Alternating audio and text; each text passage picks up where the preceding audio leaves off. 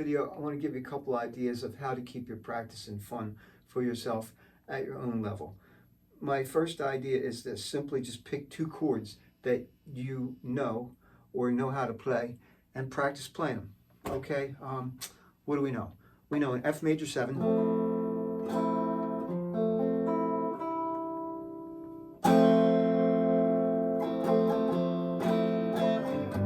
and a G.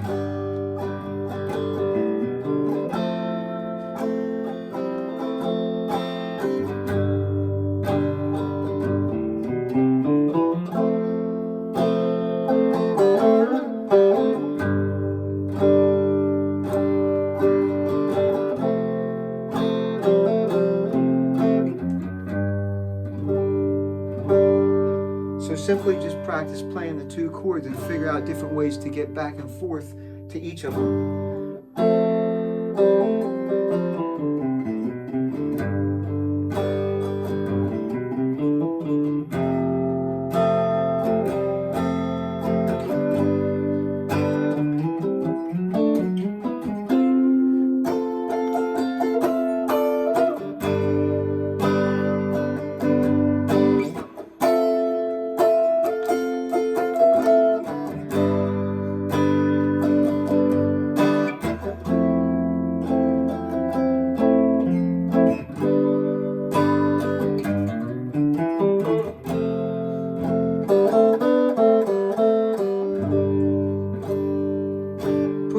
Push yourself out of your comfort zone. Try to figure out different ways to play these chords that you might not usually go for.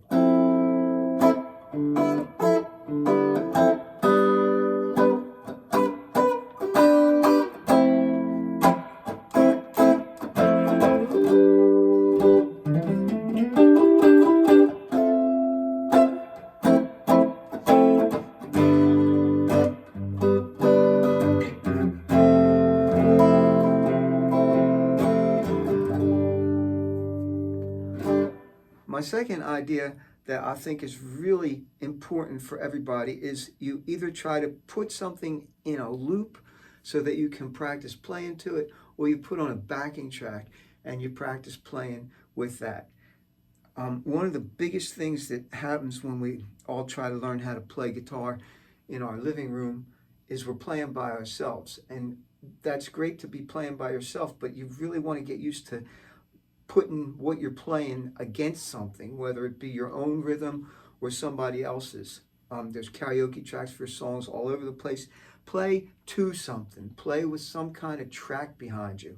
So let's pick two different chords. Let's pick D and just E minor. So I'm going to take this with all this space, put it in my looper, and show you some things that I might try to practice against it. 2, 3, 4.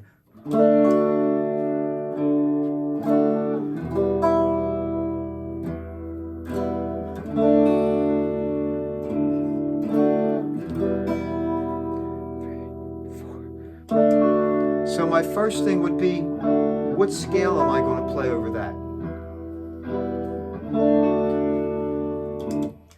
We're guitar players. Start with your simplest approach. It's a D chord. D sounds like the main sound to me, kind of. I'm going to play a D major pentatonic scale. And if you don't think that's the main sound, you think it's the E minor, then you're going to play E minor pentatonic. Here's an example of both in a row.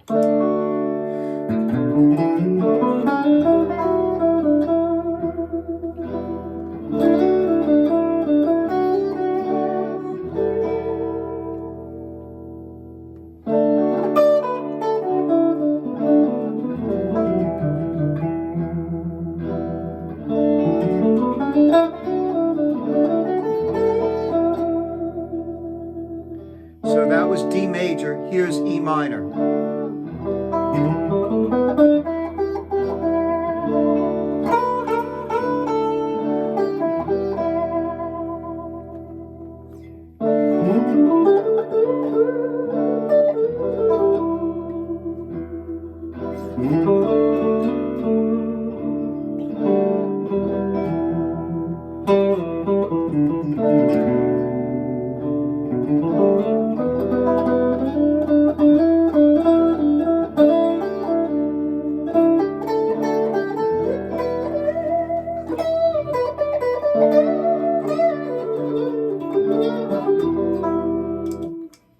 The next thing I might do is say, okay, well, what's a more complicated approach to soloing over that? Well, how about if you use something out of the major scale? So it's a D. Let's play Do, Re, Mi out of D.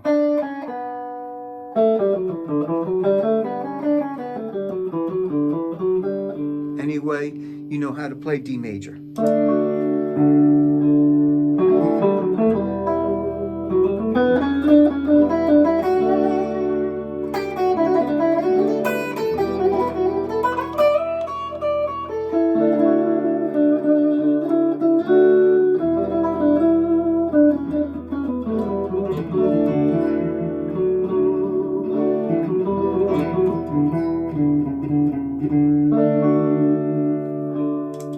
Or maybe you want to play something based off of the E minor. So we could try different things out of E minor. You could try the different modes that are E minor.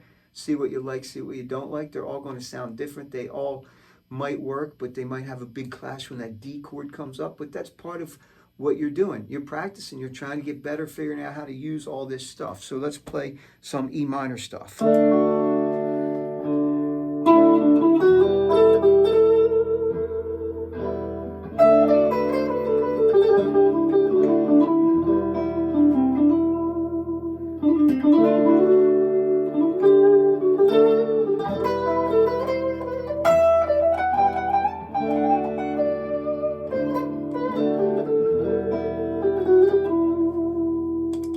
So my ear immediately doesn't like that after hearing D major. Had I not done D major and done this first, let's see, D Mixolydian.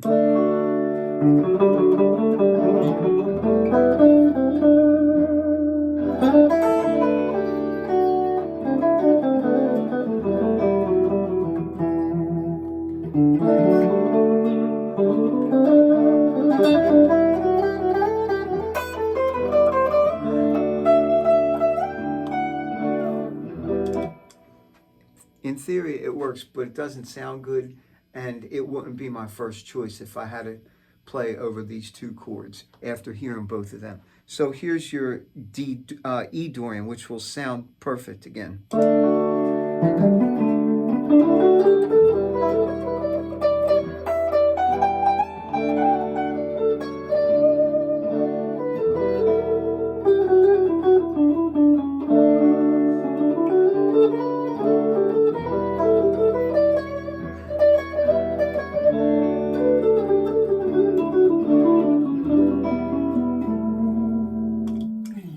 We like that C sharp to the D. It's a better resolution to D than the C to D. It just doesn't quite sound as good.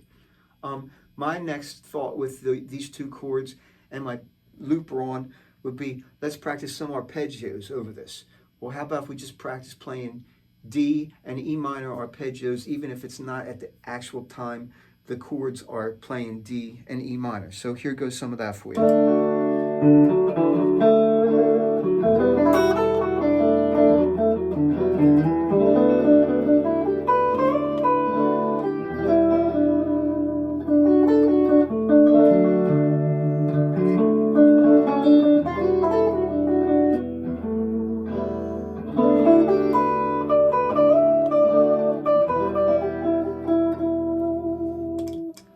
So what I was letting you hear there was you don't even have to switch when the chords switch to practice the sound of the arpeggios, because they both, again, hold pretty good weight over both of them. I'm having fun showing this to you. I know that maybe you don't understand it all, but the point is I'm playing to a loop. I'm playing to something. I'm not just sitting there going, okay, well, this is like, you know, that's A Mixolydian, it's in the key of D. No, you got to hear it against something so you know what it really sounds like. The other thing that I think is huge important is to have your two chords or whatever you're trying to practice with. I like two chords just because it kind of solidifies working on a specific thing. Try playing with... Just try playing your chords, whatever they would be. Let's pick some cooler chords. Let's do like a E minor 7 to an A7. Okay, so that's what I'm thinking I'm going to play, but here's the catch, and here's what I think is so important for everybody to be doing. You have to play to drums. You have to play to some kind of drum track. You have to be playing to some kind of metronome, something that's keeping a beat, but really is fun for you to keep a beat with. To me, it's having a drum track in the back. So let's see.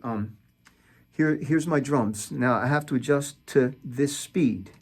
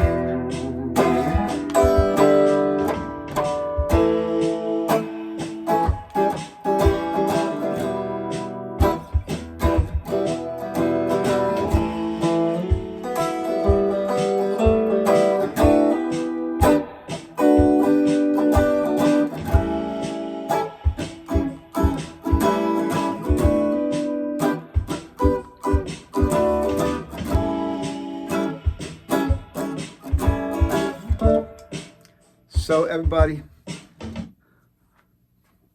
I had a lot of fun showing you this. There's 3 simple ideas here. The first one is just pick 2 chords, practice playing them all different ways, all over the neck. Try playing with a beat. Try to work on your transitions between the 2 chords, however that would be, with scales, arpeggios, little fills you know how to do.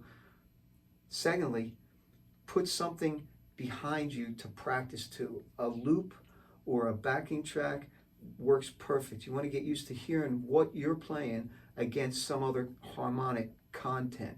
So that's best we can do if you don't have another person to actually practice doing it with, or a band for that matter.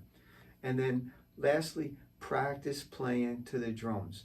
Playing with a beat behind you is one of the best things you can do to help develop your sense of rhythm, make you keep thinking on your toes, and keep that brain clicking. So as always, if you haven't, please subscribe if you like this video.